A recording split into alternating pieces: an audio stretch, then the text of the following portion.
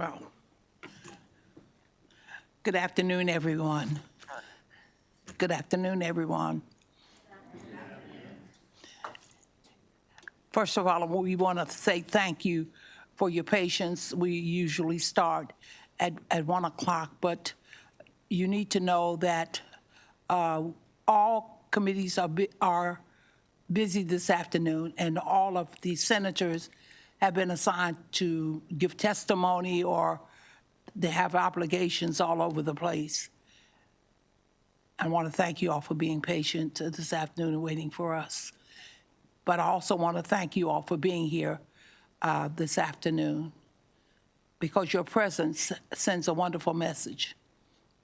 It says to us that you truly care about working with us to make the great state of Maryland what it really is: great, wonderful, and it's because of your input that helps us to make the decisions down here that are for the good for future generations.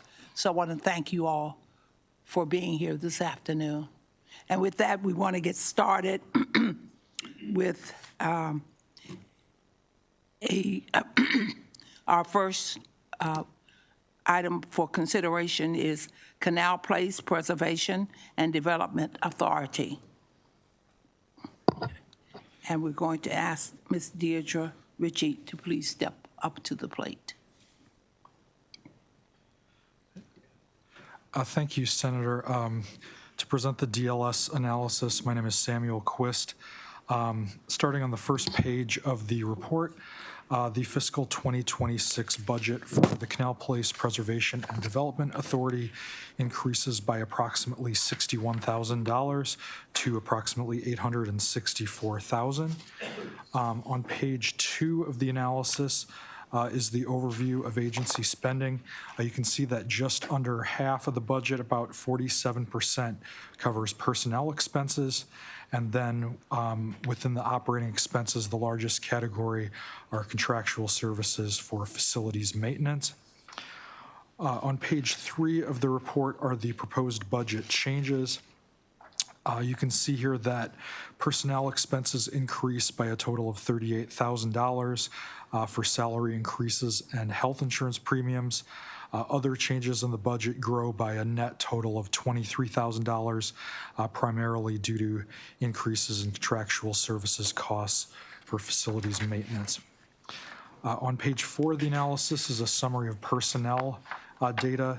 The agency has 4 positions, and you can see there were no notable changes in personnel over last year.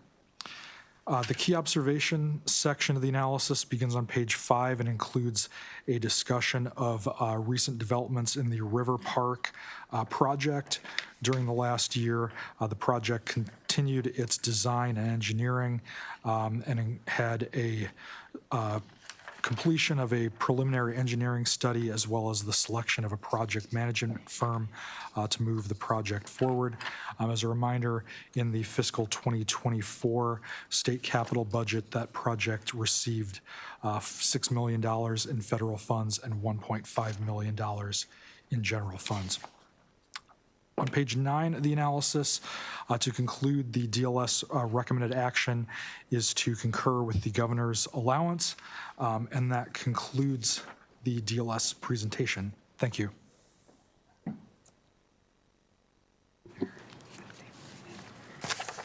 Okay, do we have any questions? I don't see any here. Okay, we have Deirdre Ritchie, Executive Director. Yes, hi. Welcome. Thank you. We drove from Frostburg today in the lovely fog, so we're happy to be here safe and sound. I had a daughter that went to Frostburg. I made many trips in the winter back and forth from there. Well, we've had a winter this winter, I'll tell you. Well, we also concur with what Samuel said, and thank you so much, Sam, for helping us with this analysis. I have with me today Kim Folk, who is now full-time with Canal Place. We now have 4 full-time positions, which has helped us tremendously with everything that we have to do. So she handles a lot of the marketing and social media and our website. And she helps me a lot with the Heritage area because, as you know, I'm not only the executive director of the Canal Place Estate Agency, but we also run the passages of the Western Potomac Heritage area. So, and I just wanted to touch on two things if I could. First of all, right now we're 1.67 square miles of a heritage area. We were the first heritage area, but we're now the smallest, and we're right in the process of an expansion into all of Allegheny County. So we have a $19 million economic impact to our area and to the state right now. Like I said, 19 million for 1.67 square miles. Can you imagine what our economic impact and how great the heritage area is going to be once we expand to 360 plus square miles into Allegheny County? Absolutely. That's a beautiful, beautiful part of our state. It is, and there's a lot of history, a lot of things started there, the National Road, Canal. I feel like we've got it all, and we're really trying to enhance our tourism experience. So that should be done and approved before July 1st. The second thing I wanted to touch on, if I could, was the progress that we've made on the River Park at Canal Place, which is like so exciting for everybody in Allegheny County. It's been a great partnership with the county. The city of Cumberland, the state has been wonderful. Since last year, we have hired a project management firm out of Maryland, Ecologics, and they have taken over tasks like writing our RFPs for engineering and design. And right now, as Sam put in the analysis, our engineering and design is out to bid, and we will be awarding that bid early March.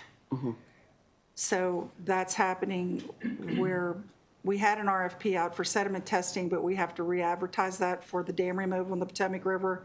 So that'll be happening in March as well.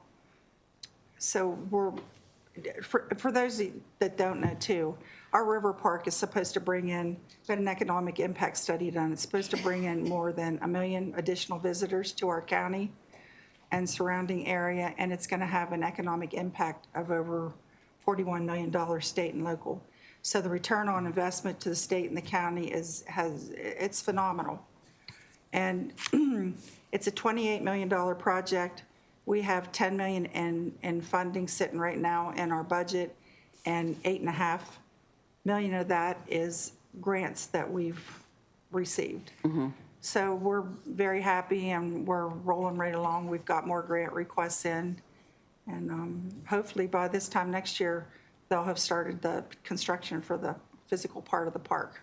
Good, So thank you. good. And we hope that you can keep all of those grants.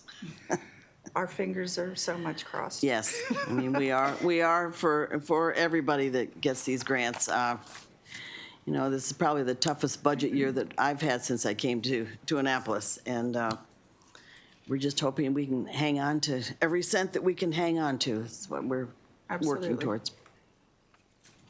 Okay. Any comments? Senator Quarterman, these are your people. We are your people.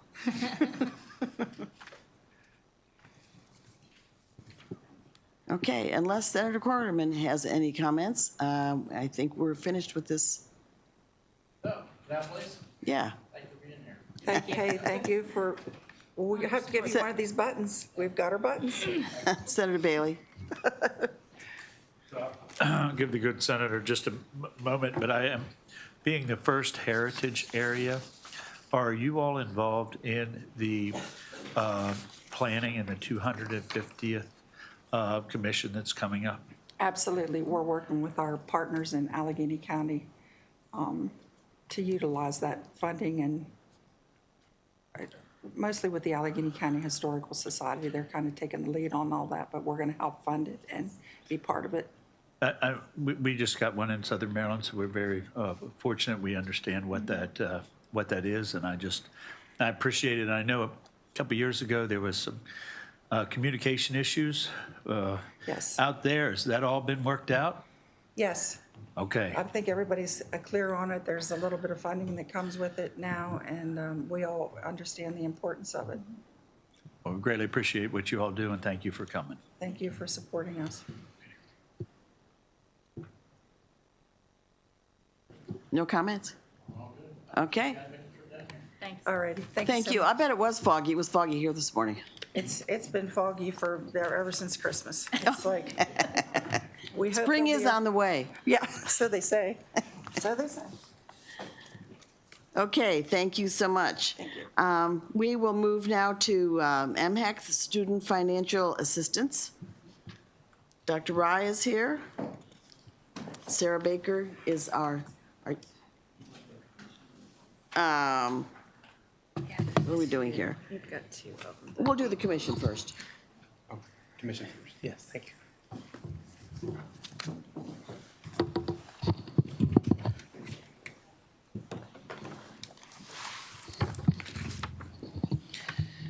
Thank you, Chair King. Thank you for letting Commission go We're first. going to go ahead with the analyst first, Oh, and thank then I'll have you make remarks. Okay, I'm going to start with online course enrollments on page 6. Exhibit 1 shows the in and out state enrollments at Maryland institutions. And as you see, enrollment significantly increased in fall 2020, reflecting the impact of institutions teaching most courses remotely. Since then, the enrollment has fallen 45%, but it still exceeds pre-pandemic levels. Turning to Exhibit 2 on page 7, shows the top 5 Maryland institutions with the highest online enrollments, and these institutions count for over 70% of the enrollments in fall 23, and overall, only Global Campus has seen an increase in enrollment. Exhibit 3 on page 8 shows the number of students from Maryland enrolled in other states, which increased in fall 23 after falling 25% from its peak in 2020. Turning to student loan debt tax credit, at the bottom of the page is a summary of the program. And just to note that the BRFA includes a provision that would reduce the amount of the tax credits that MHEC can approve from $18 million to $9 million in the 25 tax year. Since $9 million is reserved for the authorization of tax credit for state employees, it is likely only state employees would receive the tax credit in 25. As shown on Exhibit 4 on page 10, for the 24 tax years, the number of applications increased almost 20%. And Exhibit 5 on page 11 shows that 85% of the applicants were eligible for tax credits, and of those, a majority of the eligible applicants, about 84%, did not graduate from a Maryland institution. Exhibit 6 on page 12 shows outstanding loan balance of recipients, and 19.4% of the recipients had balances exceeding $100,000. Turning to the budget on page 7, on page 14, this shows the spending for 26. Then you note Salinger accounts for 61% of the spending, nurse support program 2 accounts for 16%, and education grants and administration each comprise 11% of the spending. Shown in Exhibit 8 on page 15, funding decreases 11.1% or $14.9 million in 26. And this includes $18.8 million related to the removal of one-time funding for the higher education enhancement grants and the removal of a legislative ad for EMS and firefighter scholarship programs. These decreases are partly offset by $5 million for the Next Generation Scholars Wraparound Service Grants, which will provide funding to nonprofits to assist high schoolers prepare from college. And just to note, this program was transferred by MSDE by statute. Turning to Salinger on Exhibit 9 on page 7. Just if you recall from last year, changes were made to how the formula was calculated, and that the per FTS funding at the selected public institution be based on 2-year prior expenditures. The percentage of the state's FTS funding was increased to 16.1%, and the allocation of funds is based on undergraduate FTS enrollment at the MICUA institutions. This resulted in a 40% decrease in funding for fiscal 25. And 26 funding increases 1% to $73.3 million. Now, due to the state's current budget situation, DLS recommends reducing the funding for Salinger by 50% or $36.6 million, and to restrict the remaining funds for a grant program that would be administered by MHEC, in which the MICUA institutions could apply for the grants, which would be awarded based on the financial need of the institutions. In addition, DLS also recommends amending statute to permanently eliminate the Salinger formula and replace it with a grant program. The first issue, the status of revising program approval process as set out in statute, starts on page 20. And as listed on the page, MHEC has completed 3 actions and is currently working on 4 others, including identifying the state workforce needs and emerging workforce programs. MHEC worked with the Department of Labor and Commerce to develop the initial list. Now, the Emerging Workforce Needs Program, as defined in statute, are graduate-level programs that no institution offers, addresses a job or industry that is innovative, unique, and rare, and could level federal and state private resources. However, MHEC's draft list of emerging workforce needs includes ship engineers, actors, art directors, and sales managers. And from that, MHEC developed a draft list of graduate programs to meet those needs that include historians, teachers, and political scientists. MHEC circulated the draft list to higher education segments for comment and suggestions on the methodology. However, statute says that identifying state and regional workforce needs and emerging workforce need programs, MHEC shall consult with each segment of higher education. Next, as summarized on page 21, MHEC is working on developing standards of unreasonable and unnecessary duplication, and has proposed the contents of the letter of intent for new graduate programs include information such as draft program details, mission, need duplication, and intended population. And MHEC expects to receive the first round of letters this summer. Moving on to mission review statements. Since under statute, the next cycle will occur after the release of the 26th State Higher Education Plan, MHEC deemed it would be inappropriate to delay the review until then, since the last review in 2018, and has decided to conduct an abbreviated review this year. However, I would note that MHEC did not conduct a review of mission statements as required by statute in 2022. At the bottom of the page are 2 items to be completed, which includes establishing a new review process for fully online programs and conducting a harm analysis by January 1 in this year, in which MHEC is to review each academic program that was recently approved and those approved in 4 preceding school years that were subject to an objection from HBCU to determine if the institution, state, or student suffered any harm. We asked the Secretary to comment on the status of this analysis. I just want to note that language in the fiscal 25 budget restricted funds until MHEC submitted 3rd status report on implementing various actions in the statute. On page 22 is a summary of the report, which I just covered 3 of the items. And MHEC also was to provide a status on submitting a report on reviewing administrative procedures, timelines, and deadlines to the General Assembly, which they did on December 1st of last year.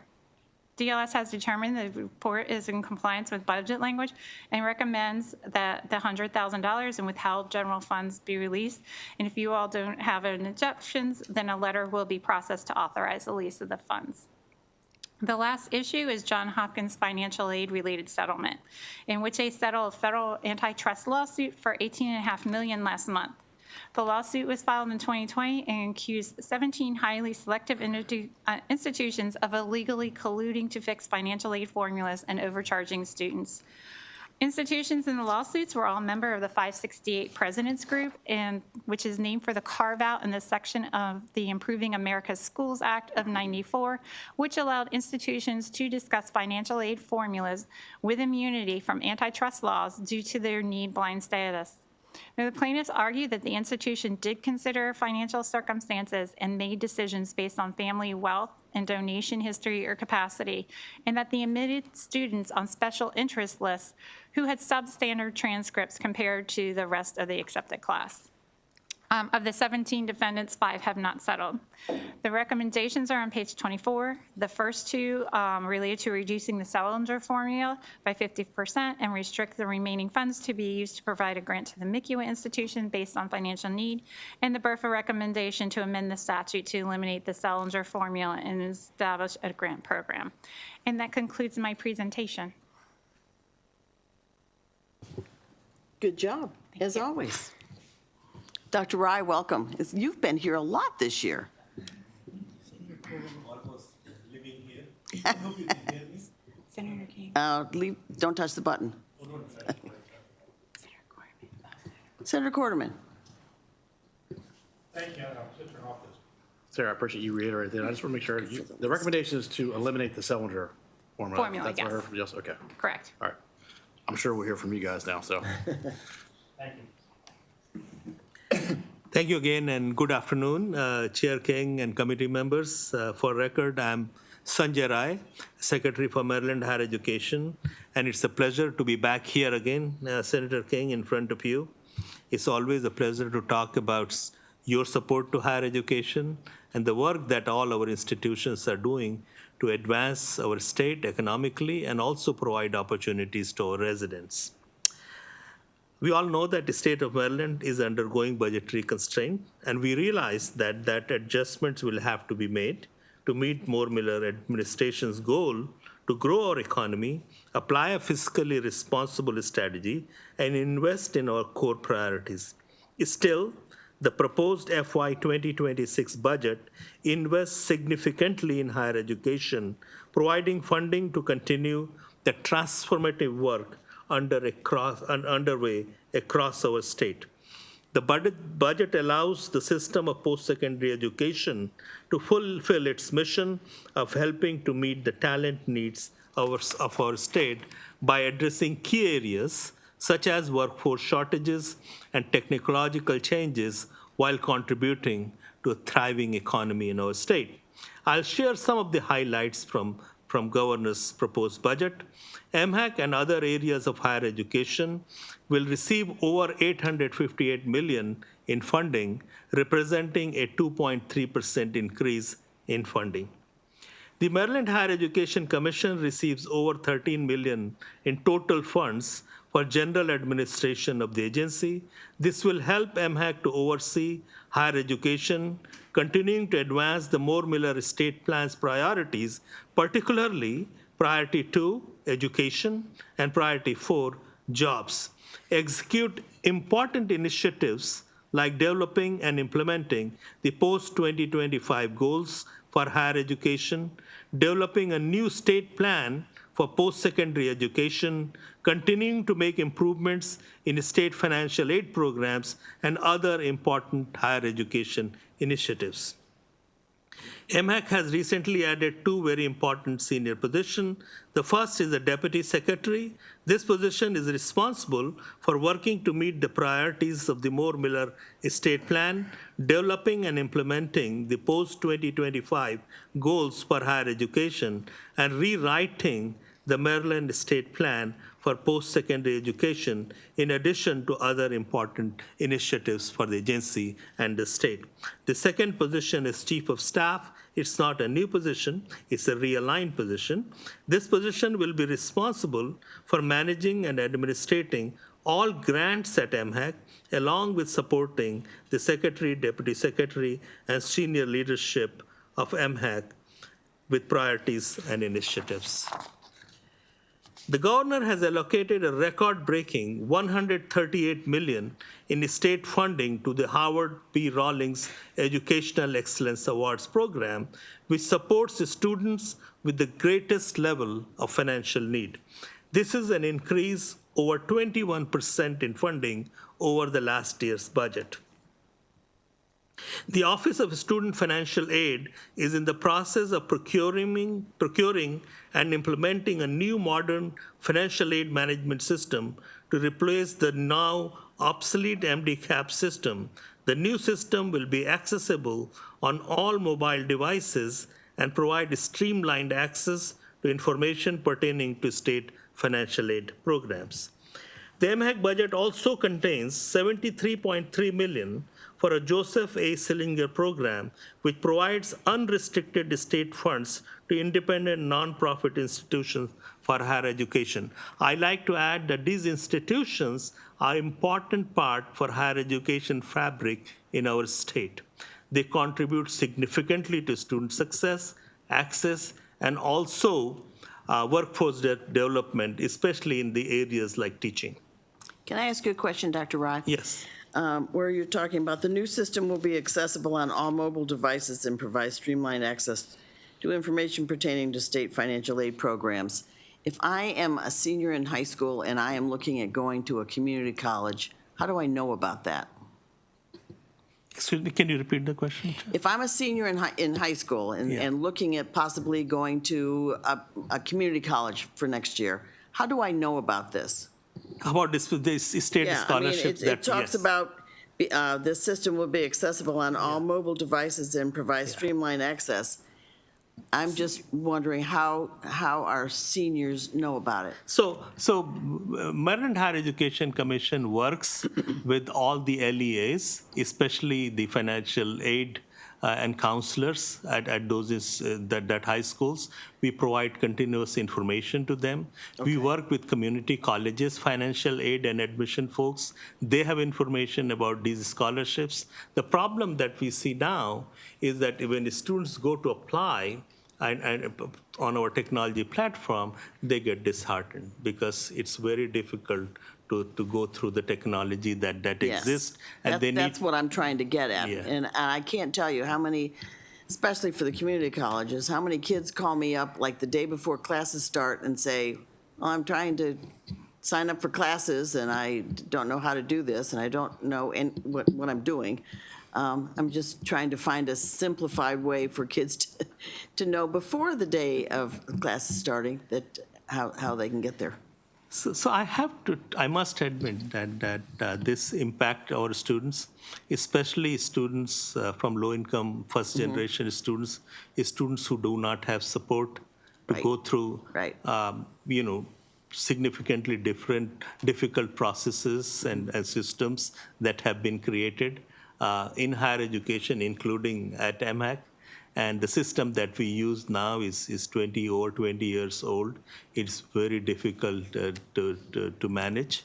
And when last year we had significant challenges from the federal side, a lot of students started applying towards the end. And this system will freeze and all kind of things will happen. Yes. But I'm very thankful to General Assembly for giving us resources to bring a new system. And we are hoping that for the FY 26-27 academic year, students will have a much better experience. Okay, Montgomery College is kind of in my backyard, and I've had several students that would call me like the day before classes starting, asking me to help them get registered. But Montgomery College, I know, there's a handful of people that take these kids by the hand and get them registered and get them into classes.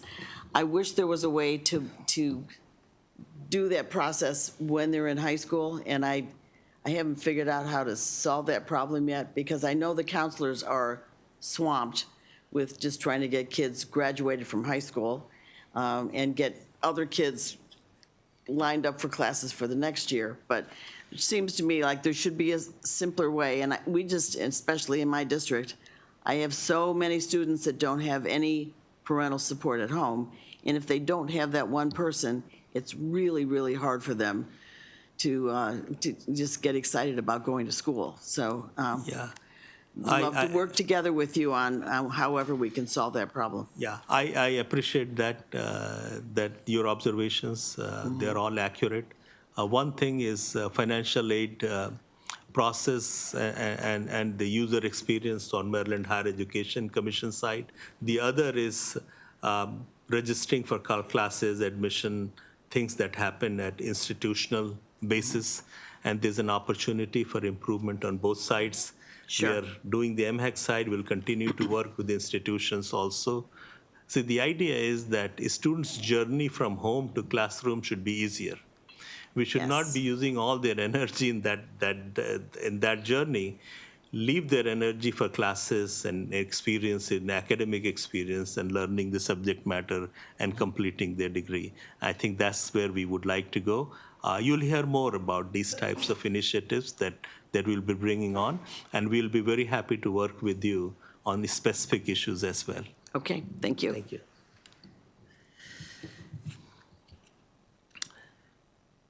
The budget, again, as I said, is a testament to Moore Miller administration's commitment to providing equitable access to high-quality post-secondary opportunities.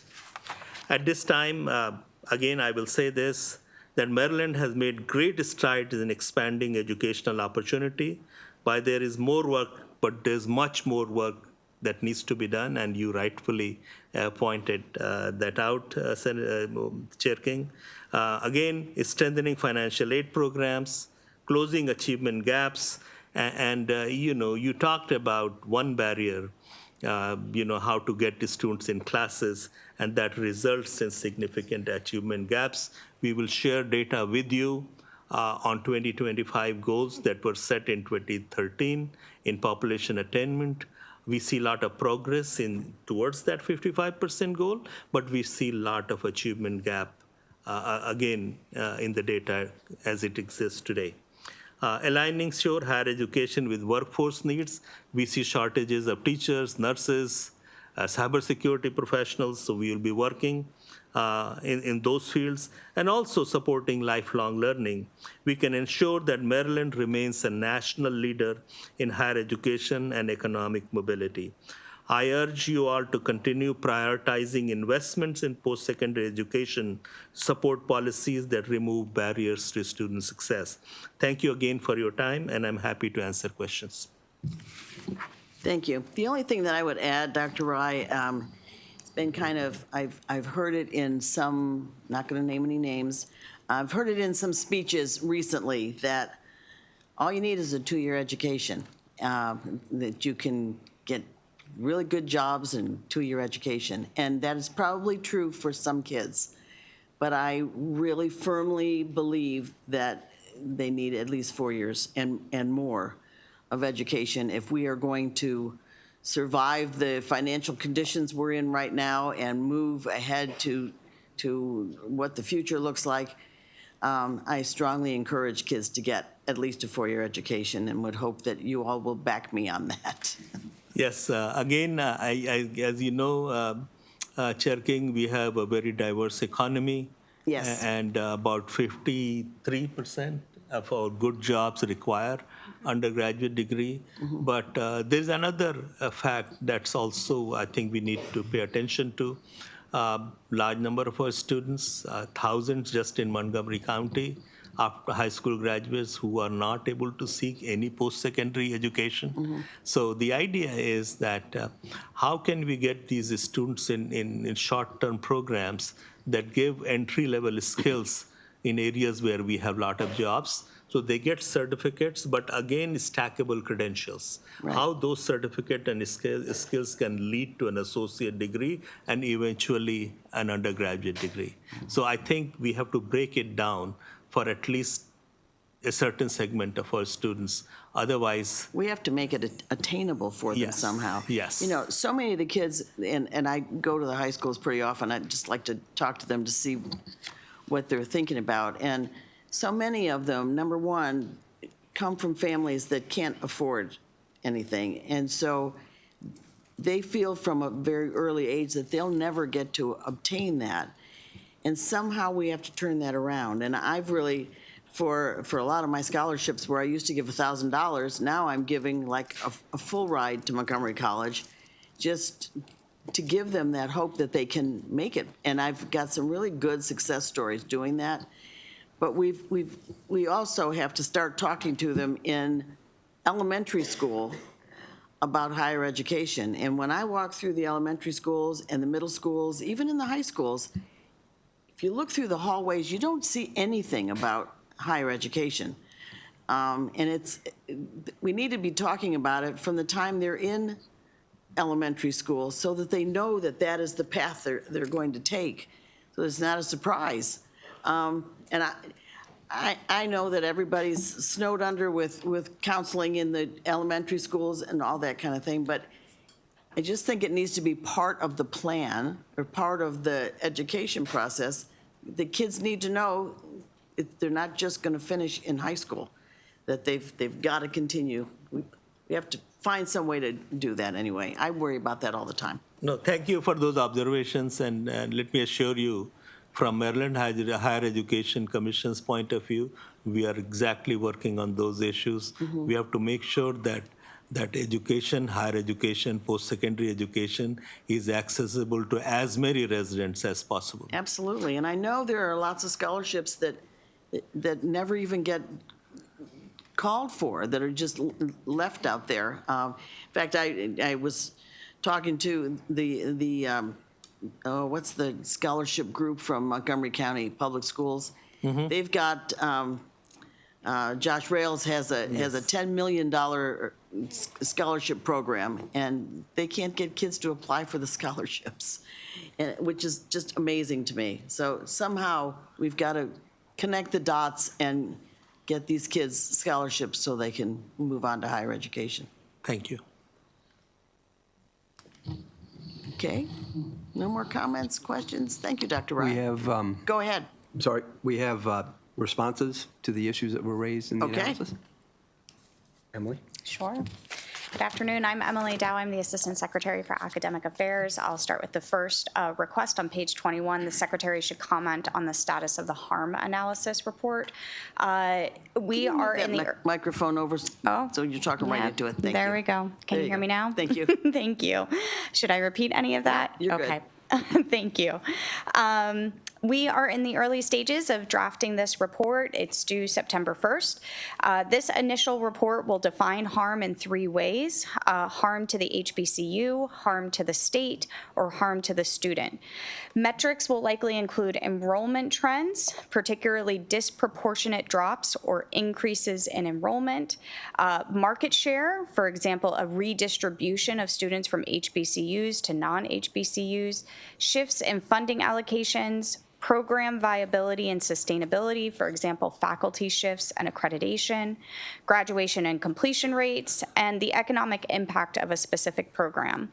We expect to meet with representatives from the 4 HBCUs in Maryland to develop this report, and that would include senior leadership, faculty, and of course, students. We look forward to submitting this report at the end of the summer. Thank you. And no surprise, MHEC concurs with the release of the funds. Thank you. Yes, I'm sure that won't be a problem. And moving on to the recommended action, the Maryland Higher Education Commission respectfully opposes the recommended action and requests the General Assembly fund the Sellinger program at the level of the governor's allowance in fiscal 2026. The funding in the Sellinger program, like that in the CADE program that we discussed at the prior hearings, is linked to the per-student funding provided to the Maryland public four-year colleges and universities. The administration of the program on a per-FTE student basis makes the most sense for allocations of funds to the independent colleges and universities.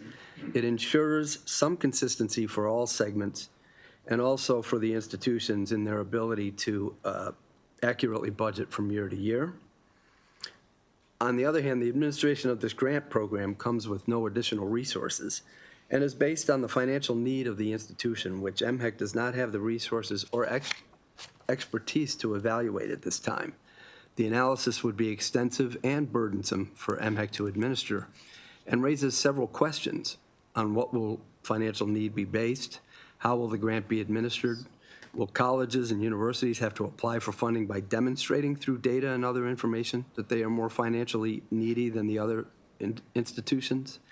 And what will be the remedy for institutions that believe they are financially needy but are denied funding in any given year?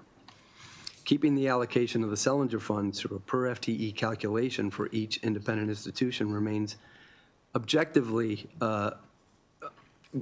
maintains objectivity in decision-making, that providing funds through a competitive grant program based upon financial need would not entail and remains the most equitable way to distribute the Sellinger funding.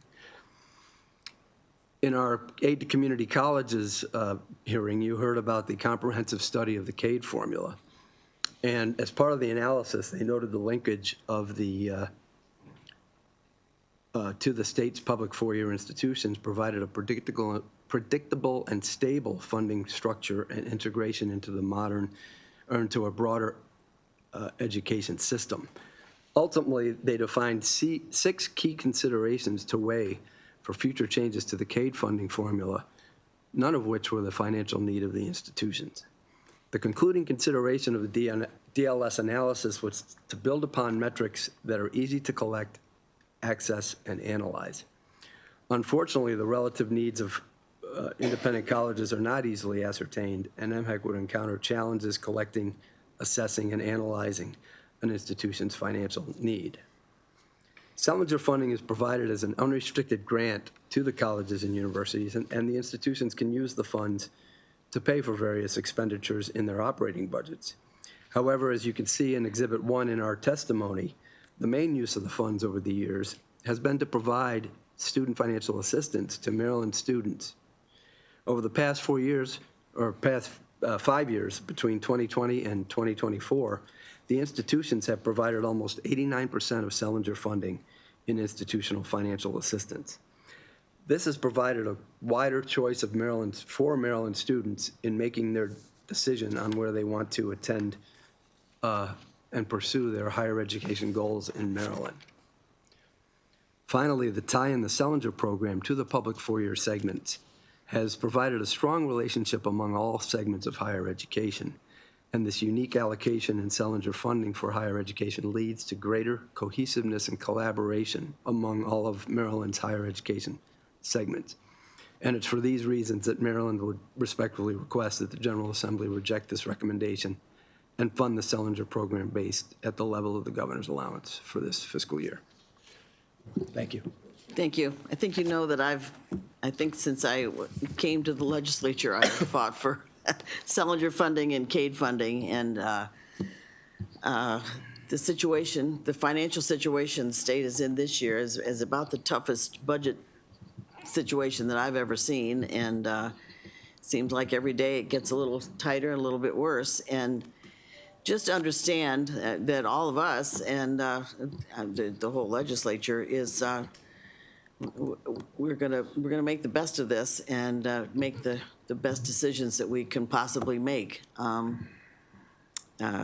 It's not a real rosy picture, so we will plan on working together with you to try and make the best of it and make the best decisions. So appreciate all of you and your input and working with us. Thank you very much. Any comments, questions? Okay, thank you very much.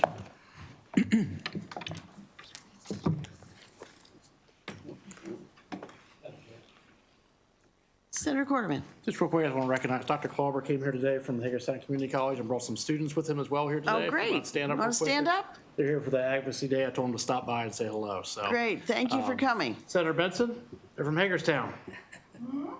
Hagerstown Community College. They're from where? Hagerstown. Hagerstown. That sounds very familiar. No, The community college in Hagerstown? Yes. yeah. So, thank you for stopping by. Thank you, Madam Chair. Thank you, nice to see you. You bet. Always good to see you. Okay. No questions, comments? All right, then we'll move on to the, we have some witnesses here, yes. Okay, we have Derek Coley. Okay, Jeffrey Newman, already spoke. Al Dorset.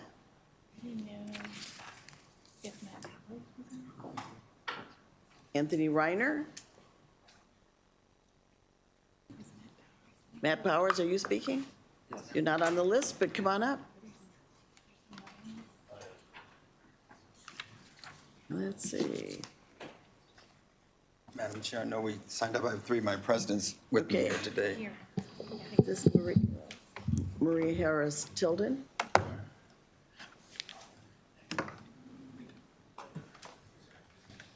Michael Soselski. Yes. Okay. Brad Sims. That's me. Okay. Thank you, Madam Who Chair. wants to go first? Go ahead. Thank you. Chair King, members of the subcommittee, thank you for the opportunity to testify today. I'm Matt Power, president of MCUA. It's a tough year to be thankful for the DLS analysis, but I would like to say that I fully appreciate the incredibly hard job that Ms. Baker has this year to offer difficult recommendations for the committee's consideration. She's an excellent analyst and a professional that I have a tremendous amount of respect for. I sit here today representing Maryland's independent colleges at what we truly see as a crossroads in the nearly 50-year partnership between our institutions and the state of Maryland.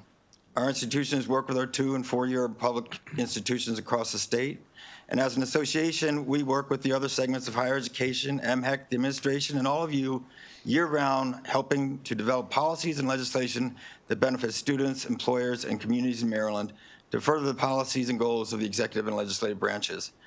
But over the last 2 years, it is hard not to feel that our efforts are being taken entirely for granted. The Sellinger program was created and protected by many of the lions of the legislature that occupy the chairs that I know all of you are honored to be in today. They realize that when private institutions close, there are personal costs to students' lives and families, public costs to the city and the state that have to fill the void that's left by vacant buildings, closed businesses, and lost aspirations. Your predecessors watched this happen when the University of Baltimore, a private institution at the time, shuttered its doors. They created a commission to prevent future closures. And what they concluded was that a small revenue stream to keep private institutions thriving was a cheaper alternative to cleaning up, investing, and revitalizing the blight left from a closure. They also recognized that the public universities don't have the capacity to educate all of Maryland's high school graduates. The blueprint focuses on college and career readiness.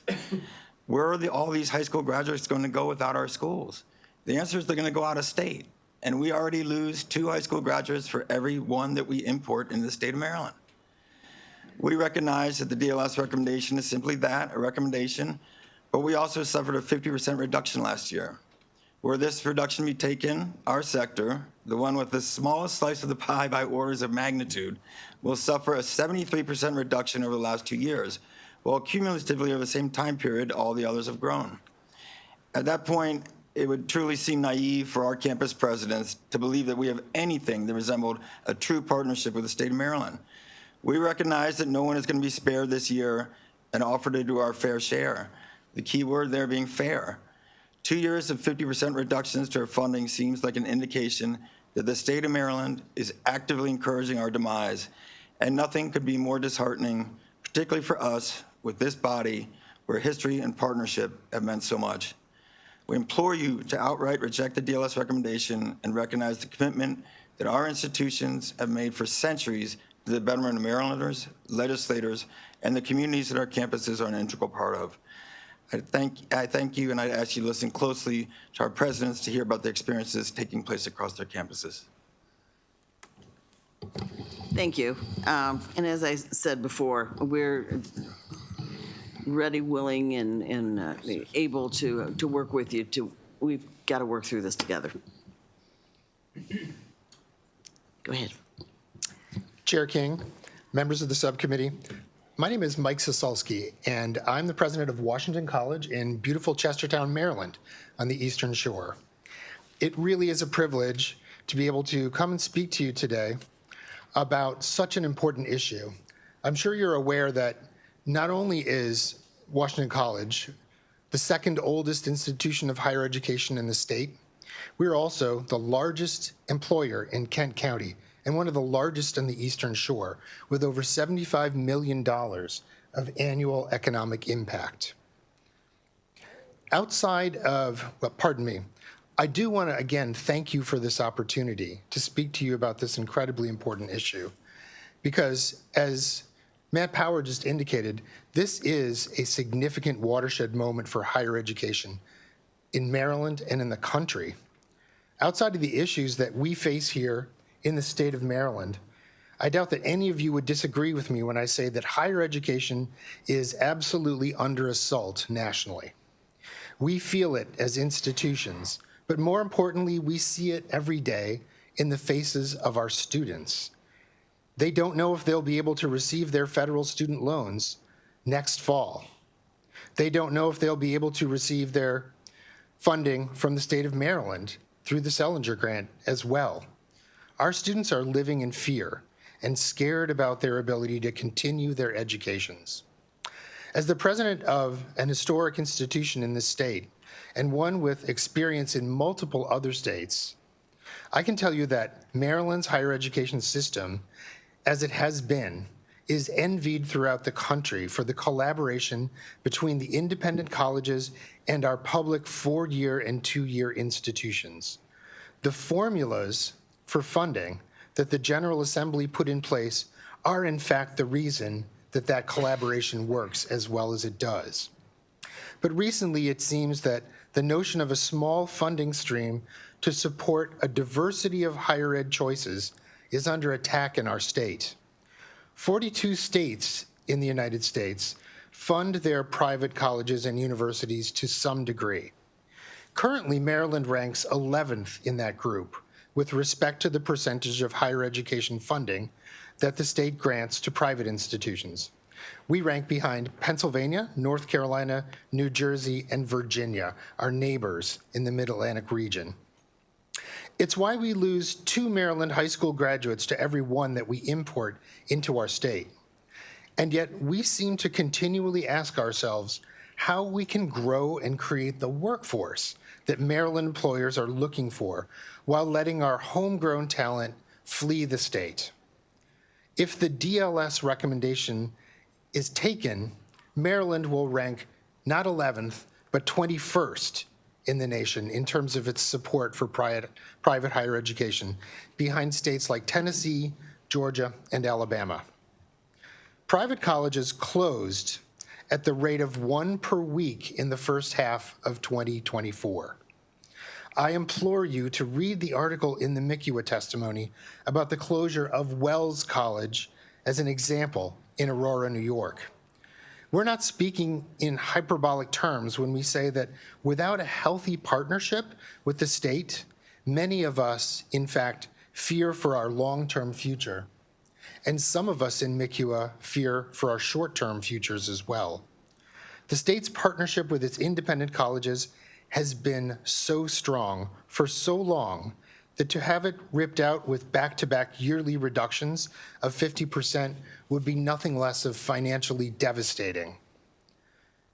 Can you imagine what the city of Chestertown would look like without Washington College and its economic impact?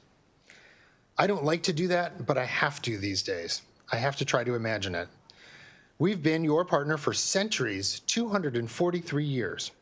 And more recently, on everything from degree attainment goals to the state plan for higher education, the creation of higher education policy with this body, as well as dozens of reports that each of us submits to the state to help ensure that all of us are doing our part to provide a quality education and experience for students in Maryland. We are active and engaged partners with the state. We provide an incredible return on investment for the funding provided to our 13 independent institutions. We are not, and I must emphasize this, we are not looking for increases. We are simply asking that you not return us to the funding levels from fiscal 2006, and instead hold us at the same funding levels that were provided in 2020, before the pandemic. There certainly isn't any other segment of higher education with such a modest ask and that brings such a profound return on your investment. Thank you for the time today, and thank you for your earnest consideration of our ask. Thank you very much. And what we are facing here is the cuts to us. It's not, the problem is we're not working with the same money that we've had in the past. So we'll keep working with you, try and work this out. Thank you. Okay, go ahead. So I get to pile on too, I guess. Sure. No, I really appreciate your comments about a 4-year degree. I think it changed my life, and I'm very happy to support that. Well, and I know there are lots of jobs that kids can get with taking the 2 years, but I'm fully convinced that to be the well-rounded person, that an adult that they need to be, I think it takes the 4 years. So just saying. Yes. Well, thank you. I'm Brad Sims. I'm president of Capital Technology University, and so we're located in Laurel, Maryland, near the Beltsville Agricultural Research Center. We have a slightly different focus from some of our MICUA counterparts because we're focused on STEM degrees. But I assure you that I echo everything that has and will be said about the Sellinger program. Our focus at Capital Technology University creates a direct pipeline between our institution and workforce needs. We have so many employers coming to us, hiring our students, that because of that, we do offer all of our undergraduate students on campus or transfer students that come to us 2 guarantees. That 1, if they don't have a job in 90 days, they can come back for 36 credits for free. And 2, if they don't make a minimum starting salary of $60,000 a year, we cover their and their parents' quarterly loan payments until they exceed that. And as you can imagine, we sit between NSA and NASA, which hires a lot of our students. The Selinger program provides Capital Technology University with essential funding to support Maryland students with scholarships and need-based grants, as well as our new program development to respond to the needs of Maryland 21st century workforce, such as our demands in artificial intelligence. And we have the only bachelor's degree in artificial intelligence, which is taking off this year. We also offer degrees, our biggest degree programs in cybersecurity at all degree levels. We have other degrees from construction management to professional pilot programs. We change lives of those folks who want to come to us, get a good degree, and have a well-funded career that can take care of themselves and their families for the rest of their life. Last year, $64.5 million or 47% reduction to Selinger occurred. This excluded graduate students, which at Capital Technology University was a 46% cut or $650,000 in 1 year. And we use Selinger for undergraduate Maryland students to help them graduate and get these great careers. This was the second highest percentage of any institution cut. In order to hold our students harmless, we had to make some very difficult operational cuts to backfill that amount that we had anticipated. I am very concerned about the DLS's recommended elimination of the Selinger program in FY26. Not only would it eliminate the nearly 50-year partnership between the state and the private colleges and universities, but it is based on a completely flawed model. If funding is distributed based solely on the financial need of an institution, it encourages the state to contribute the majority of the funding to the least financially viable institutions. The elegance of the formula is that the institutions with growing enrollments are able to continue to grow enrollment, and institutions with declining enrollments still have a lifeline to bounce back from a bad year or two. Moreover, rather than encouraging collaboration among institutions of higher education, which I know is a priority of this body, it will pit us against one another on an annual basis with no predictability. And how does that help students? But my greatest concern is the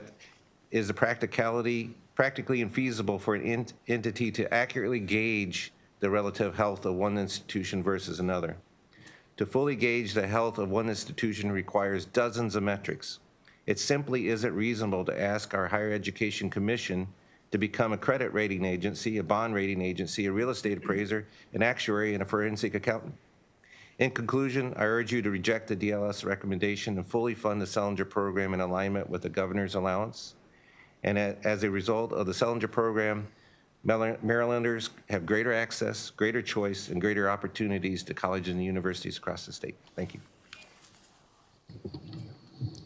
Thank you. Go ahead. Good afternoon, Chair King and members of the committee. I'm Weymouth Spence, president of Washington Adventist University, located in Takoma Park, Maryland, Montgomery County. I'm the current chair of the McHugh Board of Trustees, guiding both the association and my institution through some of the most troubled waters that we have seen in decades. Washington Adventist University is the top-ranked institution of the state of Maryland for economic mobility, in large parts because of the Selinger program allows us to provide financial aid to students that often wouldn't go to college otherwise. We have more than 50 collaborations and affiliations with other institutions in our area, and we are a core part of the fabric that creates Takoma Park. This year, the McHugh members utilized 85% of our Selinger funding to provide financial aid to over 4,500 Maryland students. I'll repeat that. Over 4,500 of your constituents received financial aid through the Selinger program this year. After last year's dramatic reductions to the Selinger program, each of our institutions made sacrifices to continue to provide financial aid to our students. But I can say with certainty that if the program receives another 50% reduction, that simply isn't possible for us, and we will be forced to withdraw financial aid from our constituents at the same time that they are in fear of their federal grants and loans. The Selinger program not only allows us to provide financial aid to students, but over the last 2 decades, It has allowed us to provide the opportunity for private education on a small campus to students that were previously denied that opportunity. As a result of your previous partnership and support, the undergraduate student bodies of McEwen campuses are 50% minority and 25% Pell eligible. I don't understand why we would turn our back on these students at the most perilous time in their higher education. Despite what you have heard from my colleagues, we sit here as willing and able to as partners that want to collaborate with you and build on our history of partnership. The days since we received the DLS analysis have been some of the longest and hardest for me, not only during any time as chair of the McEwen Board of Trustees, but my entire 17 years as president of Washington Adventist University. The elimination of the formula and our connection to our 2- and 4-year counterparts will permanently and irreparably scar the higher education landscape in Maryland. My colleagues and I are firmly united in that belief. Our primary goal and our request of this body is to support the governor's budget and reject the DLS recommendation. That is my request of you. As chair of the McEwen Board of Trustees, I also had to accept the reality that in fiscal times like Maryland is currently experiencing that might not be practically or politically feasible. This led to some incredibly painful discussions amongst our board members. While our request is that you reject the DLS recommendation, if you are unable to do so, the McEwen Board of Trustees voted to endorse an alternative recommendation that would preserve your history of partnership with Maryland's private colleges, the integrity of the formula, and the collaboration between all segments of higher education. We hope that you will only adopt it if absolutely necessary. The last page of the McEwen's testimony includes language for inclusion in the BERFA that would only allow participation in the Salinger program for McEwen institutions with undergraduate enrollment under 5,000 FTEs. While this alternative recommendation does not generate the $36 million included in the DLS recommendation, it would result in $20.5 million to help you resolve Maryland's fiscal 26 deficit. I will simply emphasize one last time that we offer this reluctantly and only as an alternative to the DLS recommendation and in one last attempt to demonstrate our good faith and partnerships. Thank you very much. Thank you, and I can't stress enough that if we have to make that cut, it will be because we're forced to. It won't be because we want to. We have a few more weeks left to work this out, so work with us. Good afternoon, Madam Chair and the committee. I am delighted to be here today. By way of introduction, my name is Maria Harris-Tilden, and I am the Vice President for Government, Community, and Economic Partnerships at Johns Hopkins University in Madison. I do want to take one moment to address the reference in the DLS report with respect to the antitrust settlement. And just to be sure that this committee does not walk away with any sense that Johns Hopkins University does everything that we can to ensure that our education is accessible and affordable, and that it is not, that cost is not a barrier to matriculation there. I would also note that enrollment at Hopkins is need blind, and our scholarships meet 100% of demonstrated need.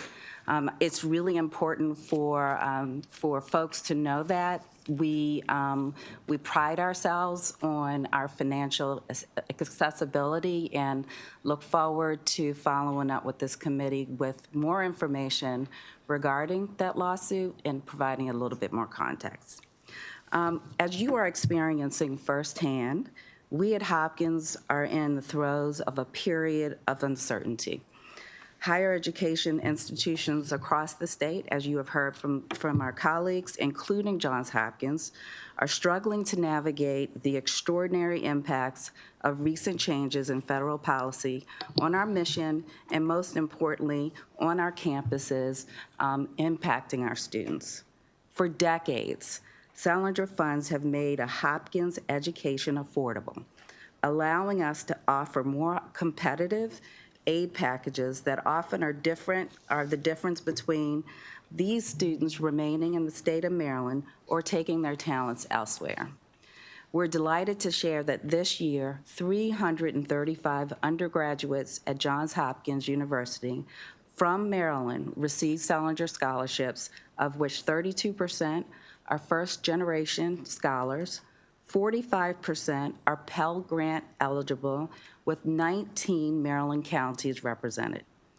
As I look to the year ahead, I cannot emphasize enough that every dollar counts for Hopkins and for these students. As the largest private employer in the city of Baltimore and the state, we have a tremendous impact on employment and new business formation, largely driven by the research dollars that we draw into Maryland's business and innovation ecosystem. But recent federal actions present a tremendous challenge to us. The executive order pausing USAID funding is a significant blow to us, involving thousands of jobs locally and around the world. And the announcement last Friday of a dramatic cut in NIH funding will result in a major reduction in life-saving biomedical research at Hopkins and other Maryland research universities. This week, we joined a lawsuit against the NIH cut because it would mean a loss of $280 million over 1 year in federal funding and do irreparable harm to our research program, our patients and their families, and to our faculty, staff, and students. In this tumult, it is essential that we keep Maryland's best and brightest students here by offering them the aid they need and deserve wherever they choose to go to college. The financial support that the Salinger program provides is essential to that goal. A dramatic reduction in this critical funding will do real and substantial harm to both Maryland's students and Maryland's economy, precisely at the time when research universities are facing potentially severe federal funding cuts, hindering our ability to deliver on our mission. That is why I respectfully ask that you reject the proposed cut to Salinger and ensure that all independent Maryland colleges and universities are eligible. Thank you for the opportunity to speak with you today. Thank you, and thank you all for your passionate testimony. As I said before, we'll work together and do the best we can. Thank you. Thank you. Yes, Senator Benson. Understand that the chair of this committee is a staunch educator. I mean, she has it in her heart and in her soul. But you also are looking at an individual who has spent almost 50 years of her life in education. I mean, 40 years I was in the school system in the great state of Maryland. I'm still going in and out of schools. I want you to know that we have the senators that are sitting here, the two senators across from me, and this chairperson deeply and profoundly understand that if we don't educate our children, we don't have to worry about a future because there won't be one. So we're going to do, as the chairperson said, I just have to speak to this because I am so passionate about the education of the people, not only at Johns Hopkins, but in the state of Maryland. We have a reputation for producing the best and the brightest in the world. And the chairperson meant what she said when she said we're going to do whatever we can to help. We understand that we're in a crisis. Please understand that. And we're going to have to do something. But don't leave from here not thinking about the fact that we deeply and profoundly care about your remarks today and what you have said to this committee. We quite frankly, we don't want to see cuts anywhere because we're doing so well. But we're in a financial crisis, and we've got to look at different resources. Everything is on the table so that we can come up with a conclusion, not necessarily that's going to benefit everybody and everybody's going to go away kissing, hugging, and saying it's a great day. But we got to come up with something. So you have to understand that we deeply and profoundly care about the testimony that you've given us this afternoon. I just can't let you leave from here without understanding the passion that we feel. Thank you, Thank you so much. Thank you so much for that. Thank you all. Thank you. Okay, is there anyone else here that wanted to speak? Okay, then we are going to move on to the student financial assistance with MHEC.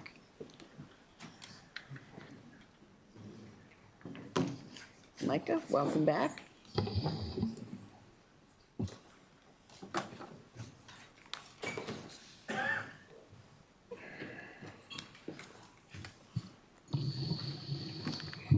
Start. Good afternoon. My name is Micah Richards, and I would like to thank the chair, the committee, and the great state of Maryland for allowing me to speak before you today. The Office of Student Financial Assistance within the Maryland Higher Education Commission, referred to as MHEC, is responsible for the administration of the state's financial assistance programs. This is their fiscal 26 budget analysis. Starting on page 1, the fiscal 26 budget increases by $6 million to around $224 million. Pages 2 through 4 is the summary of the document. Pages 5 through 9 shows Exhibit 1, which lists all of the state's financial aid programs under this budget code. Pages 10 through 11, the free application for federal student aid is referred to as FAFSA. The FAFSA Simplification Act replaced the expected family contribution, referred to as EFC criteria, with the student aid index, referred to as SAI, which caused delays and technical issues that hindered the applicant's submission process for the 24-25 award year. Page 12, Exhibit 2, shows the number of FAFSAs filed in Maryland decreased by 3% in the 24-25 award year compared to the 23-24 award year. Page 13, Exhibit 3, compares Maryland's FAFSA completion rate to the states that Maryland competes with for employees. Maryland had a completion rate of around 50%, which exceeded the national average of 46%. Page 14, Exhibit 4 shows the average completion rate across all Maryland public school systems is 50%. Howard County Public School System achieved the highest completion rate at 62%. Page 15, the change to SAI as well as Chapter 634 of 2023 has resulted in more students being eligible for the Guaranteed Access Grant, referred to as GA awards. Because of this, in Exhibit 5 on page 16, GA initial awards have increased by 69%, and renewal awards have increased by 4% in fiscal 25 compared to fiscal 24. Page 17 in Exhibit 6, 98% of GA grant recipients in fiscal 24 have an SAI of less than $3,850. Page 18, Exhibit 7 shows currently in fiscal 25, the educational assistance grants referred to as EA awards, initial and renewal applicants have significant increases compared to fiscal 24. However, since statutory guidelines require all GA awards to be fulfilled before funds are allocated to EA awards. MHEC noted that they are currently awarding EA renewal applicants and are not providing EA initial awards. Page 19, Exhibit 8 shows that 77% of students receiving an EA award in fiscal '24 had an SAI of less than $3,850. Page 20, Exhibit 9 shows the total number of recipients of state aid in fiscal '25 is expected to decrease by around 4%, and the projected average award increases by around 9% compared to fiscal '24. The fiscal '24-25 analysis documents did not show the allowance year estimates. MHEC did provide fiscal '26 allowance estimates. Page 21, the Board of Public Works approved in their July 17, 2024 meeting a total reduction of $22.2 million across 3 financial aid programs. The fiscal '26 budget includes 5 proposed deficiencies for fiscal '25 totaling $8.7 million. Page 22, Exhibit 10 shows that 72% of the fiscal '26 allowance supports need-based financial aid. Page 23, Exhibit 11 shows the budget change where the fiscal '26 allowance increases by $6 million compared to fiscal '25 appropriation. Page 24, Exhibit 12 shows the mandated appropriation of $5 million for both the police officers and probation agents scholarship and loan assistant repayment program referred to as LARP for police officers and probation agents was significantly underspent due to MHEC paying institutions less than $125,000 for both programs in fiscal '23 and '24. MHEC should comment on what communication measures it has taken to connect with police officers and probation agents about pursuing these programs. Page 25, the Budget Reconciliation and Financing Act, referred to as BRFA of 2025, proposed to reduce the mandated funding level for both the police officers and probation agents, LARP and scholarship from $5 million to $200,000.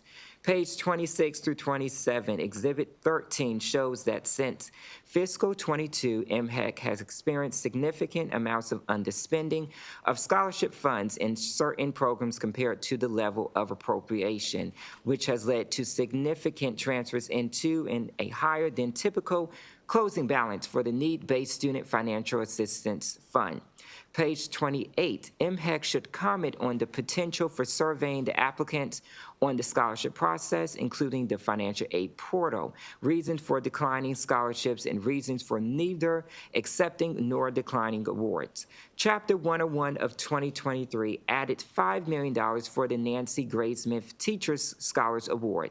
The 2 eligible applicants both received $2,250. MHEC should discuss why the remaining funds were not reverted to the general fund as required. Page 29 through 30. Exhibit 14 shows the Community College Promise Scholarship appropriation was consistently underspent in the last 3 years. According to MHEC, the cause of the underspending relates to high rates of cancellations of awards due to applicants not having at least 6 credits in a semester of a credit-bearing program. As a result, MHEC underspent by more than $7 million in fiscal '22, '23, and '24. Page 31, Exhibit 15 shows the Teaching Fellow Scholarship, and despite increases in the total number of awards, the program did not receive enough eligible applicants to award the full amount of the appropriation in fiscal '23 and '24 as the appropriation increased. As a result, MHEC underspent by more than $4 million in fiscal '23 and '24. Page 32, Exhibit 16 shows the 2+2 transfer scholarship, which had significant cancellations that caused MHEC to underspend by 84% in fiscal '23 and '24. Cancellations in the program typically are due to students being required to graduate with their associate degree and transfer into a Maryland 4-year institution after graduation. MHEC should comment on their communication efforts to notify community college students of this scholarship program. Page 33, language in the fiscal 25 budget bill restricted $50,000 in general funds pending submission of a report detailing the review of the Office of Student Financial Assistance website, which was requested by the 2024 Joint Chairman's Report referred to as JCR. MHEC provided information to DLS, but MHEC should comment on why the report has not been approved as submitted. MHEC and the Department of Information Technology have noted the usability of the website is the major concern due to majority of the pages not being updated. Page 34, language in the fiscal 25 budget bill restricted $100,000 in general funds pending submission of a report on the impact of credit completion requirements on financial aid awards, which was requested by the JCR. Exhibit 17 shows Educational Excellence Awards credit completion outcomes. Page 35, Exhibit 18 shows in the 23-24 academic year compared to the 22-23 academic year, students with at least 30 credits had a 1 percentage point increase. Students with in between 24 and 29 credits and students with less than 24 credits each decreased by 1 percentage point. Page 36. Exhibit 19 shows that due to having more students receiving awards, four-year public institutions have the highest number of students in each credit completion category in the 23-24 academic year. DLS recommends releasing the $100,000 in general funds that were withheld pending submission of this report and will process a letter to that effect if no objections are raised in the hearings. Page 37, the JCR requested a report on the outcomes of students participating in the Next Generation Scholars Program. MHEC provided information to DLS, but MHEC should comment on why the report has not been approved as submitted. Exhibit 20 provides details about the funding awarded to each nonprofit in the 23-24 award year. Page 38, Exhibit 21 shows the GA Initial and Renewal Grant was awarded to a combined 238 applicants with a total amount of $3.8 million. Page 39 through 40, DLS recommends to add language to reduce the fiscal 25 appropriation by $5 million for the Maryland Community College Promise Scholarship Program. Add language to reduce the fiscal 25 appropriation by $4 million for the Teaching Fellows for Maryland Scholarship Program. Adopt committee narrative requesting a report on the impact of credit completion requirement on financial aid awards. Adopt committee narrative requesting a report on the Next Generation Scholars students and their post-secondary outcomes. Reduce general funds within the Maryland Community College Promise Scholarship Program by $5 million in fiscal 26. Reduce special funds within the Teaching Fellows for Maryland Scholarship Program by $4 million in fiscal 2026. Page 41, DLS Burford recommendation is to reduce the mandated funding level for the Maryland Community College Promise Scholarship from $15 million to $10 million. Page 42, JCR responses were discussed earlier in this presentation and are shown in issue 2, 3, and 4. Pages 43 through 47 shows the exhibits for financial aid programs by EFC. This concludes my presentation, and I'm available for any questions. Thank you, Micah. Good job. Very thorough. Thank you. Okay, go ahead. It will be. There you go. Okay, there we go. Good afternoon, Chair King and committee members. It's good to see you again. I'm excited to be here.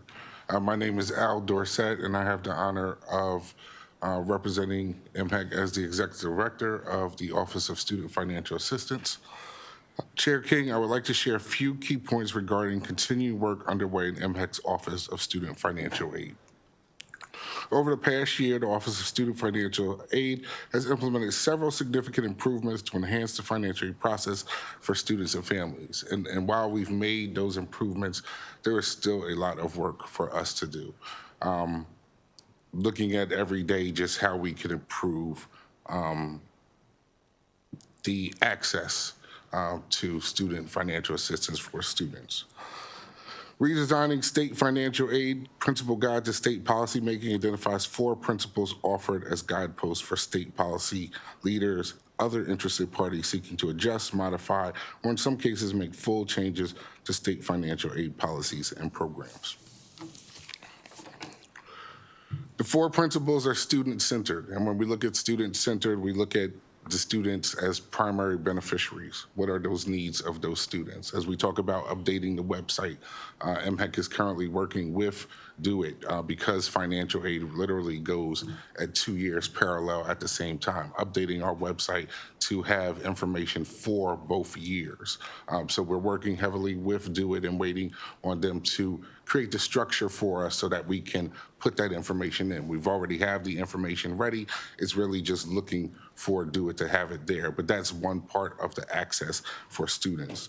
Goal-driven and data-informed, how we construct our application, how we construct our information that schools report back to us so that we can have data and looking at how those scholarships are being awarded, the time frame, if they're beneficial, what students are missing, why students are declining or not accepting those scholarships.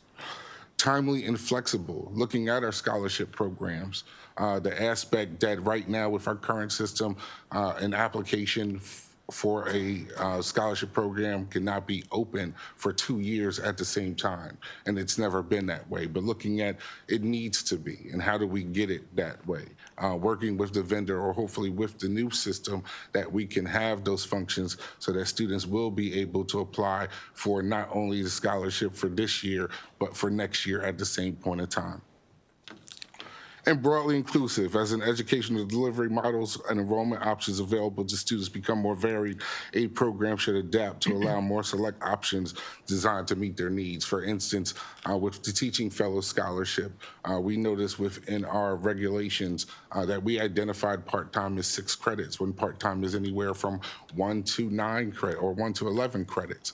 So working where we change those regulations to identify where the institutions really for graduate programs would decide what full-time or part-time is because they have that ability. And for part-time, us saying that as long as the students register for at least 1 credit, that student is considered part-time to be available for that scholarship to be available for them. So these things in mind is how we keep pushing Can I ask you a question on that, though? But so, I understand that, but then who oversees that to make sure that it works, as far as whether it's 1 credit or 9 credits, who will oversee that? So we've also broken the financial aid office up into units now. Because with so many programs, the way it was designed before, you had 2 individuals over what we call a career-based and a need-based unit. Now we've broken it up to several units where we have our legislative and unique scholarship programs unit. We have our career-based unit. We have our need-based unit. We have a decentralized unit. So there's a program manager along with the associate director. We have associate director of systems and associate director of operations now, as well as myself that run different reports to make sure. So that's where we actually found out that students were getting denied or identified as ineligible because they did not have enough credits. But looking in the system, they were part-time and the school had identified that an individual may have been enrolled for 3 credits. And why is that individual not eligible? So that's where we came in and said, we need to fix these issues. And that's why it's an ongoing process, because we don't know everything yet. It's every day looking, seeing, and trying to fix to make it stronger, to make it better. We have limitations with the current system, which is why we're very grateful for the support to get this new system so we can go outside of those limitations and really connect to get each student and determine who's eligible based off statute requirements. Okay. If you were to keep us posted on what's happening with all that, I think it would be helpful for all of us to and for you too, for us to just be aware of what the situation is. Yes. Okay. So, and as I indicated, spearheading a redesign and implementation of a new MDCAP system, which we will keep you posted on, to have the mobile access that students don't have right now. We were able to update the system before. It wasn't able to work on certain platforms such as iPads, but we've been able to update the system where it can work on iPads and Chromebooks, but the mobile platform was just a restriction that the system doesn't allow. The new system, we've made sure within the RFP and selecting the organization that we'll be going with, that it will have the ability for those mobile platforms as well. So again, it's pushing to create more strides every year. I think we look at what we at least have accomplished, trying to look at more of the glass half filled and half empty, but then we also recognize what issues that we have that we still need to focus on and accomplish at the same point in time. For the responses to the questions on the analysis, we've given written responses. There are two that we want to focus on, but I'd be happy to read all of them if you would like me to. Just focus on the ones.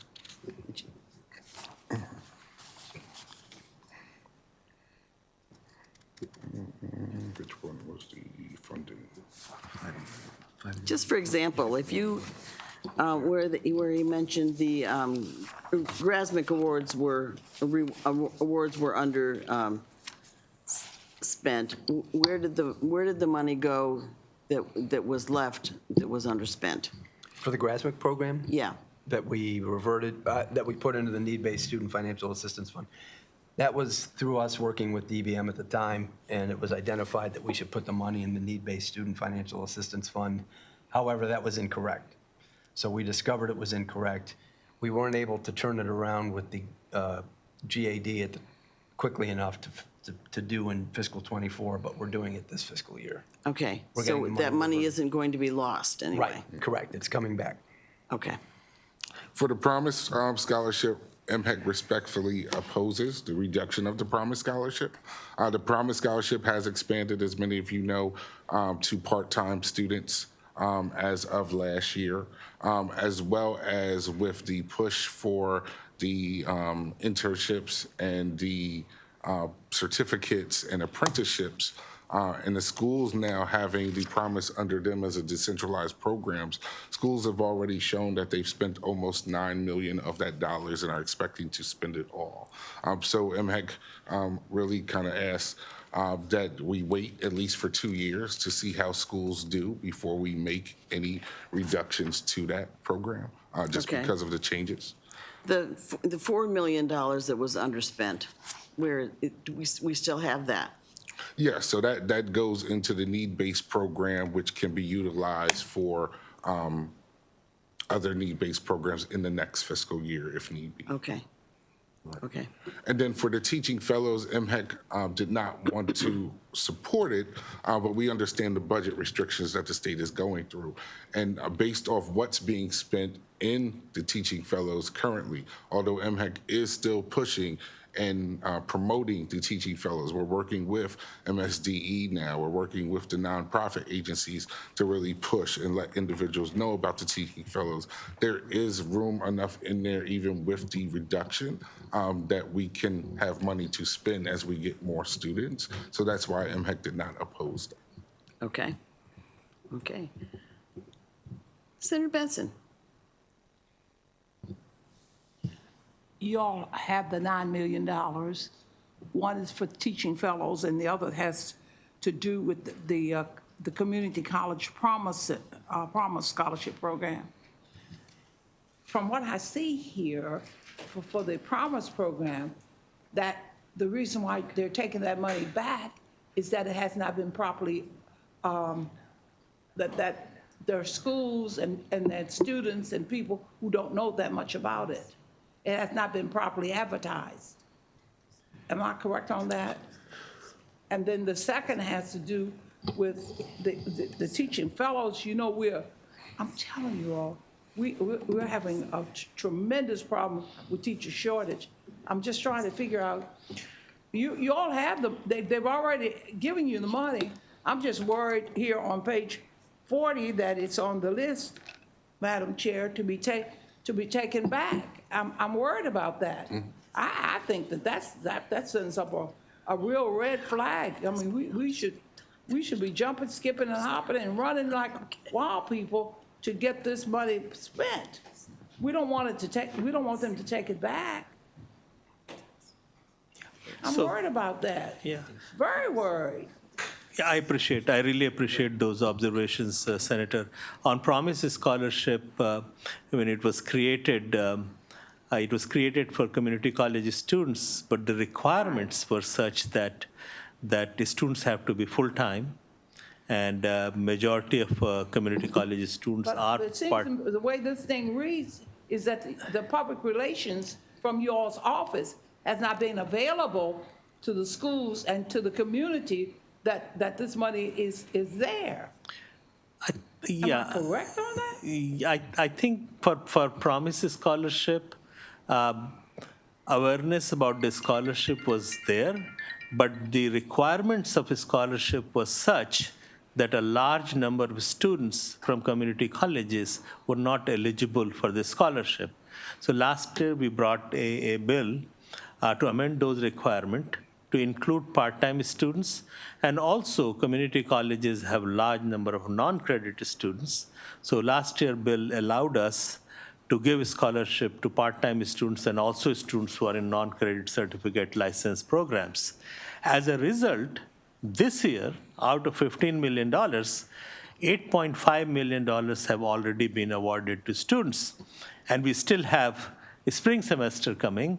So we expect that all $15 million will be used up, and there'll be need for more, because now this criteria has been relaxed. So students who can really benefit from these scholarships, now they are able to take advantage of those scholarships.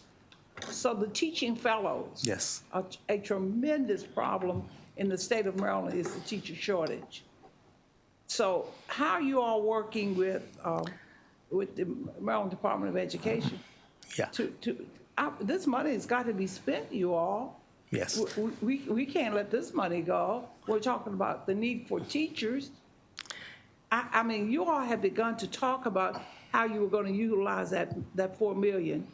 Tell me again what you were talking about. Didn't you just indicate how you all were going to spend that $4 million?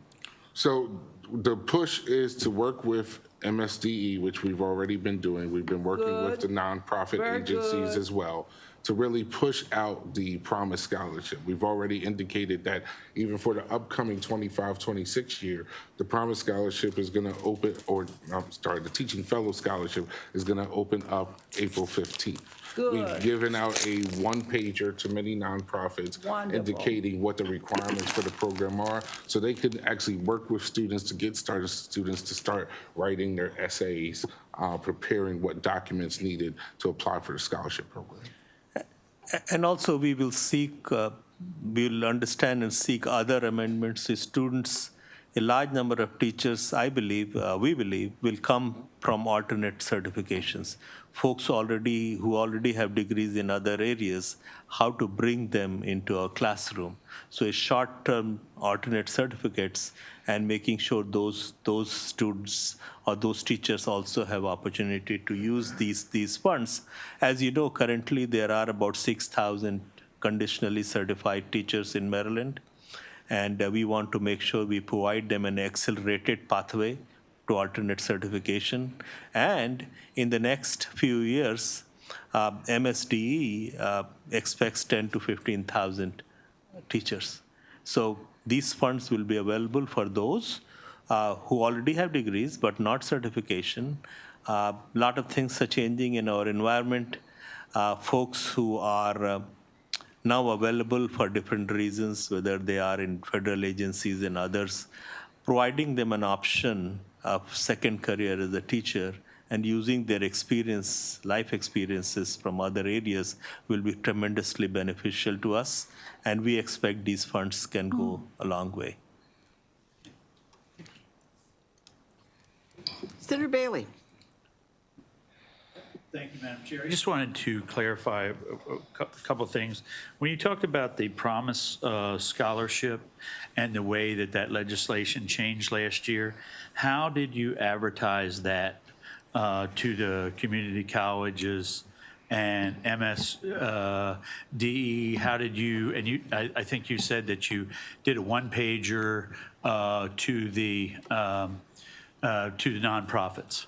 What communications did you have to let people know that that scholarship was available and that the legislation had changed, that you didn't have to be a full-time student? For the promise. So for the promise, we worked with the FAC committee, which are representatives from the higher education community, as well as teachers and counselors, to go over that with them and let them know so they could spread the word.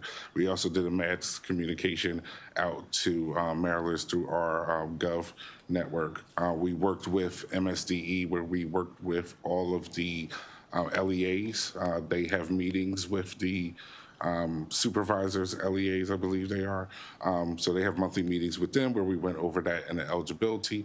We also did a presentation with the Baltimore principals to go over promise, and that was moving to where individuals could be part-time.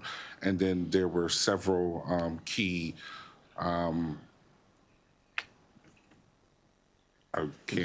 So we also work with Maryland Association of Community Colleges. They are in the audience. And not only that, we work with them, we provided them periodic updates, how much of these funds are used and how many students have been served, so that if we think students are not able to access that, they had the access to every community college and information to students. Working with institutions where the students are, working with individuals who work with these students, that's how we have been able to increase the use of these funds. And again, this year, all $15 million we expect will be used. Okay, so now we'll jump to a little different scholarship. If I could, the other major change was the program was decentralized.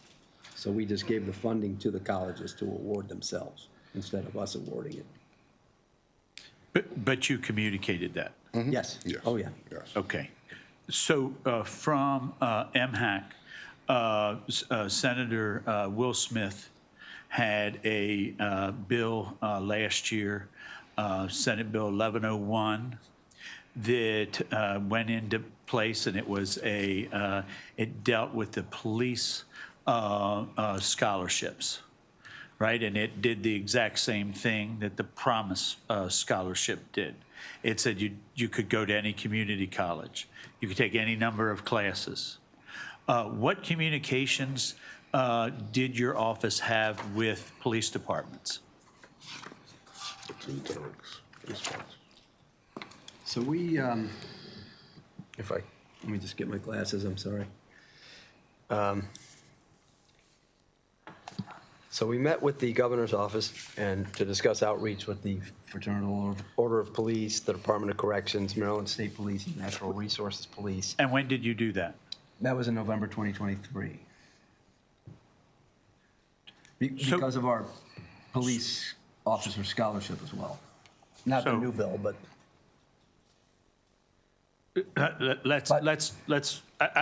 I mean. We can move forward.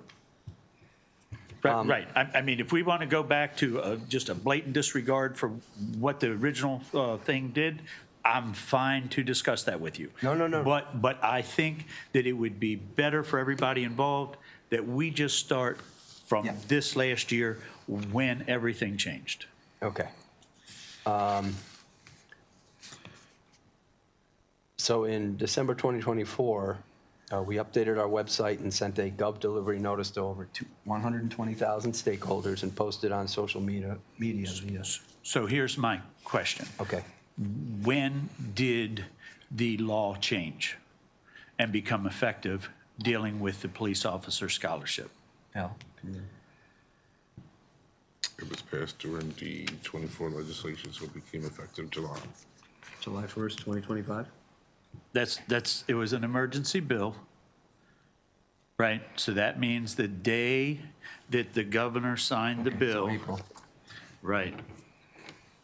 Right. It came available in April, right? For that year. So it would have been funding for this fall. So your initial reach out to the police officers was in December.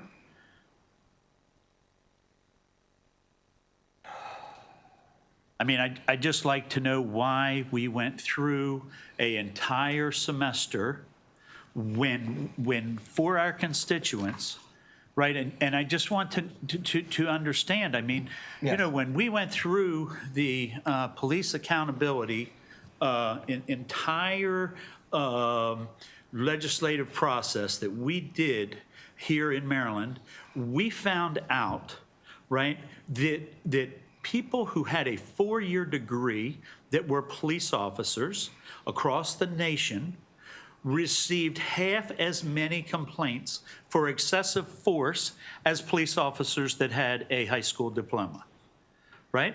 And that is why in police accountability, the House and the Speaker mandated that that be in that bill, right? And that takes us back to 2023. Okay? But the fact was it had to be a 4-year, you had to be fully enrolled. And I was a police officer for 30 years. It's pretty difficult to be a police officer 40 hours a week and also be fully enrolled in school and do a good job at either one, right? Yes. And the other thing was community colleges weren't involved, right? That was part of the legislation.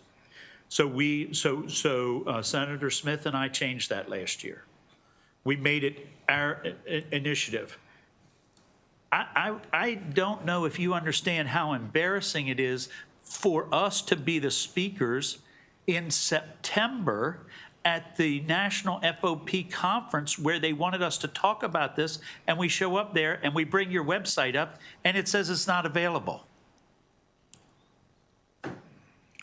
I mean, I do not understand why there was such a blatant disregard for a scholarship to try to help retain, right, and recruit police officers that our constituents in the state of Maryland wanted, and you just completely ignored it. So, Senator Bailey, we didn't ignore it. When a bill goes... What did you do? Well, one, when a bill goes through, we have to update the system, which takes time to update the system. It's not something that we can turn around the next day and say the system's ready to do this. So let's compare the two scholarships that we just talked about.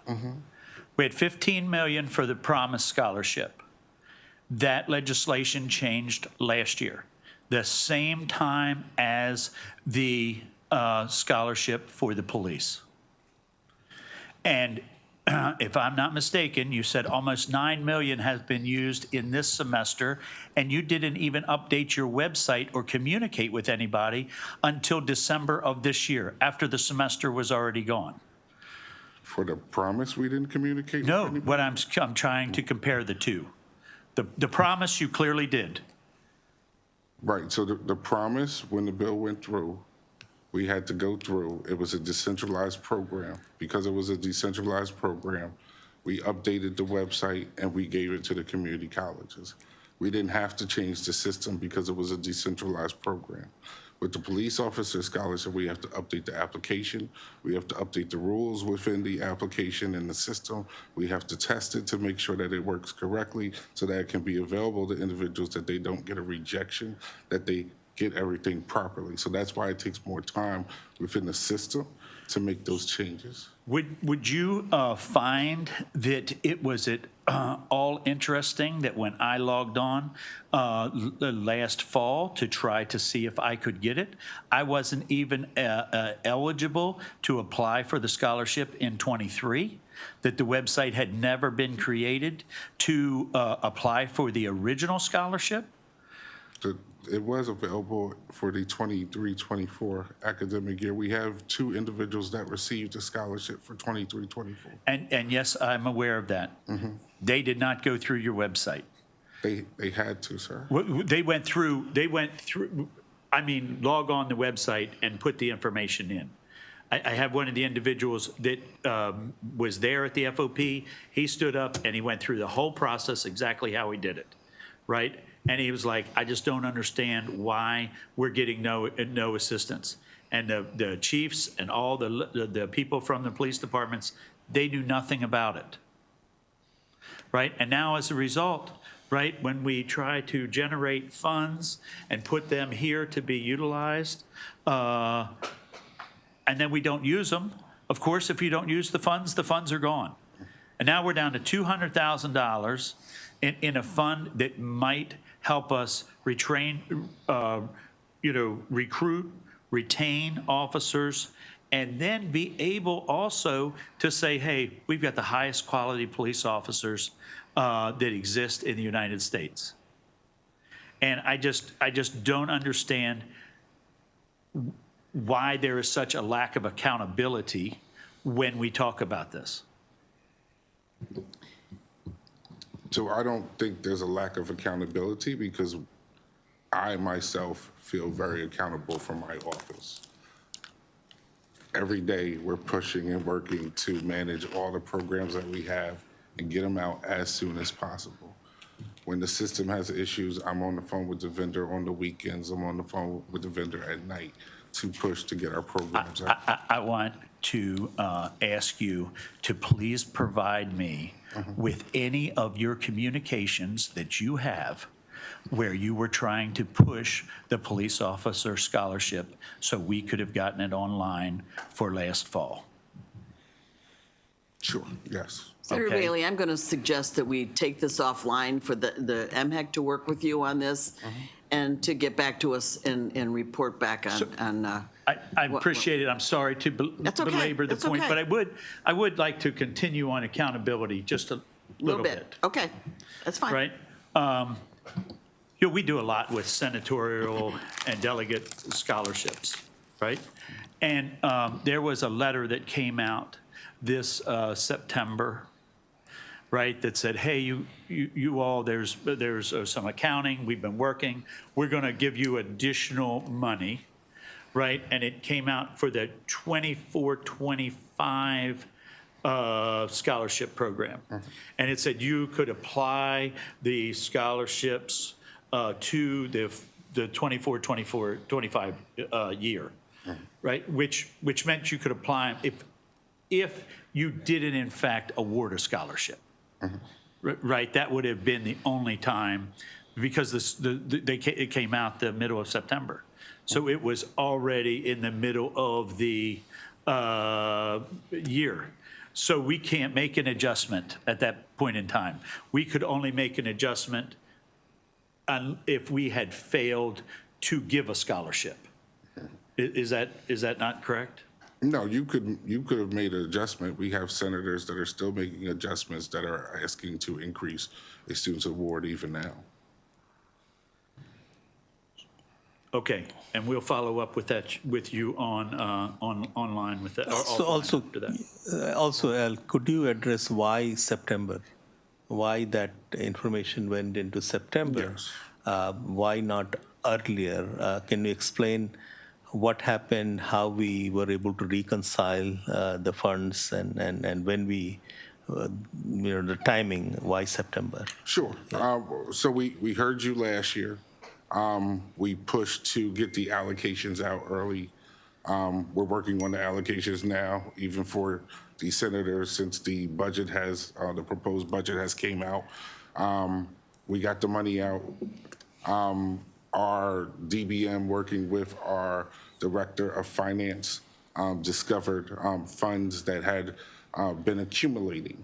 So with the prior process within the MDCAP system set up for years, there was what we call a wash process, where if an institution owed money or had a balance from a prior year, and we were going to pay money out for the current year, that money would be reduced in the current year to take care of that old money in the prior year. What that wash process was actually doing on the finance side was, when we were going and doing our awards and pushing money over that wasn't used, that money wasn't being included there. So based off that and working with DBM, they discovered over the years of accumulation of funds for both delegate side and the senator side, and which is why you got that money at that point in time. What we've done this year. Thank you. Okay. No, I greatly appreciate it. I just know that when it came out in September, and we weren't given, once an award was done, then there might be a special process that we're not familiar with, but we can't go into the system and change somebody's award. Right? So, but I appreciate it. I understand what we've got coming for this year. So I do appreciate that, but it would be nice that we had an award early enough that we could utilize it while we have the students' applications. Thank you, Senator. We will make sure that it happens for you in future. Okay, thank you. And as things come up, if there is something that happens, the sooner you talk to us about it and keep us informed, the easier it makes it for everybody. So appreciate that. Okay. I think that's all we've got. Is there anybody else that wanted to speak this afternoon? I don't think so. Okay, thank you.